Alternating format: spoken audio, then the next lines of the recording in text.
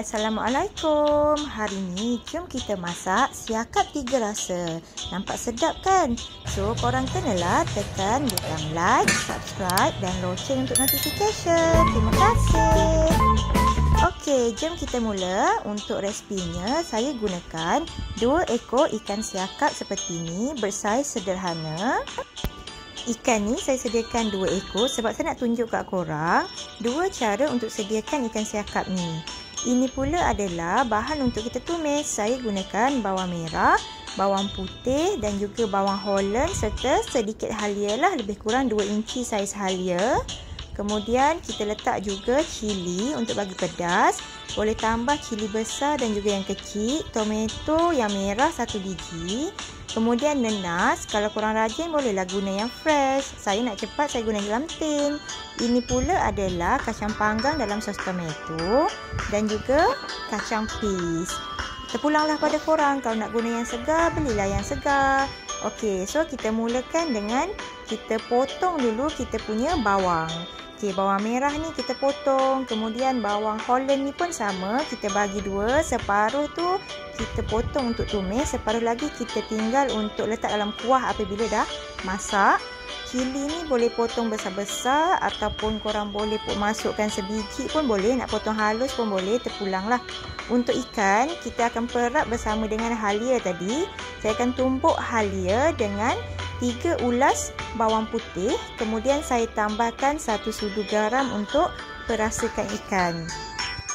Okey, so kita tumbuk sampai lumat semua ni.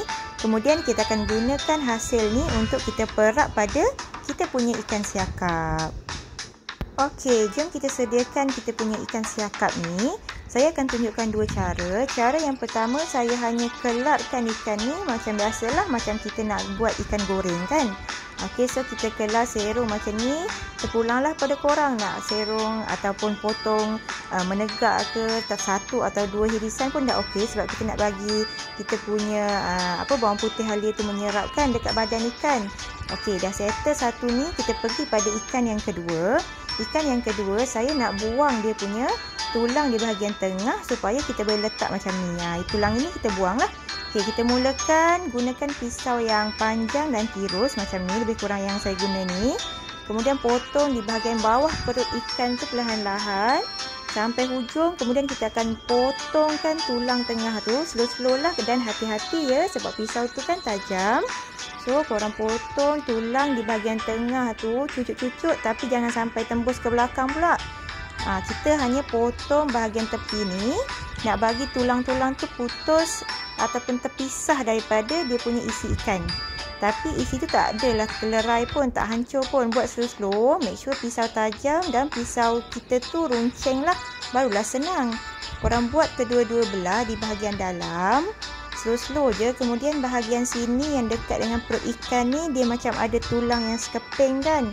Yang ni korang kena hati-hati sikit lah sebab dia macam sukar sikit. Tapi kalau korang buat, korang tahu sebenarnya dia tak adalah susah sangat.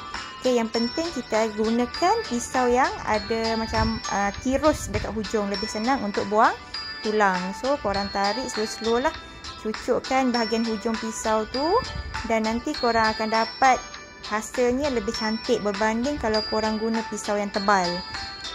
Korang potong sampai bahagian ekor. Make sure jangan bazir lah isi ikan tu, jangan banyak sangat isi ikan melekat dekat tulang, nanti membazir kan. So, korang tarik, dah jadi macam ni. Korang tengoklah dekat hujung mana yang melekat tu, bagi semua tanggal. Slow-slow lah, lambat pun tak apa sebab kita makan kat rumah je kan. Kalau korang nak makan banyak-banyak, korang kena sediakan ikan ni awal-awal lah. Di bahagian hujung ni, dah nampak macam ni, dah terpisah kan. Inilah tulang yang kita nak buang. So, nak buang tulang tengah ini, korang kenalah potong di bahagian hujung tulang yang dekat ekor. Ni satu bahagian kena potong dan lagi satu dekat atas. Yang ni senang je, korang tekan dekat pisau tu kuat sikit dekat rawan, nanti dia akan tertanggal lah. Dan korang just tarik sahaja sebenarnya. Potong sikit mana yang tak lepas, yang tulang melekat tu, dan boleh tarik sahaja sebenarnya. So, korang tarik berhati-hati dan tulang ni memang mudah je tertanggal sebab kita dah potong bahagian hujung ekor tadi. So, buang tulang ni dan dapatlah hasil ikan siakap yang kita dah buang dia punya tulang di bahagian tengah. Dapatlah macam ni. Okey, so kita boleh start untuk perapkan kita punya ikan siakap menggunakan bawang putih, halia dan juga garam yang kita dah tumbuk tadi. Make sure kita lumur ataupun sapu semualah di bahagian ikan ni, selit-selit dekat tempat kita kelar, termasuklah juga di bahagian dalam ataupun dekat perut ikan tu. Kemudian kita nak pastikan ikan ni ada crunchy-crunchy, kita letaklah sedikit tepung jagung. Okey, tabur-tabur ataupun sapu-sapu sikit dekat ikan. Nanti kalau kita goreng ikan ni rasa dia lebih sedap lah sebab dia ada crunchy-crunchy tepung jagung tu kan. Okey, so korang sapu sampailah korang puas hati dan perap dulu ikan ni. Yang lagi satu ni pun sama, terutama di bahagian dalam lebih senang dan dia lebih sedap lah sebab dia punya tulang tu kita dah cabut kan. So kita sapu dan lumurkan bahagian dalam ni lebih sikit. Kemudian jangan lupa taburkan kita punya tepung jagung tadi. Sama macam ikan yang kita kelar tadi, sapukan rata. Kemudian letak tepi sebab kita nak perap dia kan. Bahagian luar pun sapu jugalah sikit. Jangan bazirkan bahan yang kita tumbuk tu. Okey, sementara kita tunggu kita punya ikan tu tersedia diperap elok, bolehlah kita panaskan kuali, masukkan minyak dan tumis semua bawang-bawang yang kita dah potong tadi. So, kita tumis sampailah bawang kita lembut. Kemudian kita masukkan 1 biji tomato, kita potong kasar macam ni pun tak ada masalah. Kemudian tambahkan juga sedikit air, lebih kurang 1 cawan. Kemudian bolehlah kita tambahkan juga 1 sudu besar sos tiram dan juga 1 sudu besar sos cili. Okey, kemudian kita akan tambahlah bagi lebih sikit kuah. Kalau korang suka kuah lebih, kena air lebih sikit lah. Kemudian tambahkan juga garam dan gula melaka kalau suka. Kalau ada sos ikan pun boleh masukkan juga. Kemudian kita akan masak sampai mendidih. Kemudian kita akan letakkan kacang panggang dalam sos tomato tadi, kacang peas dan juga nenas. Nenas tu kalau ambil yang dalam tin, guna dalam tin hanya ambil isi nenas sahaja. Air dia yang manis tu kita tak ambil. Okey? Kalau korang guna yang segar tak ada masalah, ambil je isi nenas tu. So kita masak sekejap dan bolehlah masukkan bawang holland dan juga cili besar yang kita hiris-hiris lah.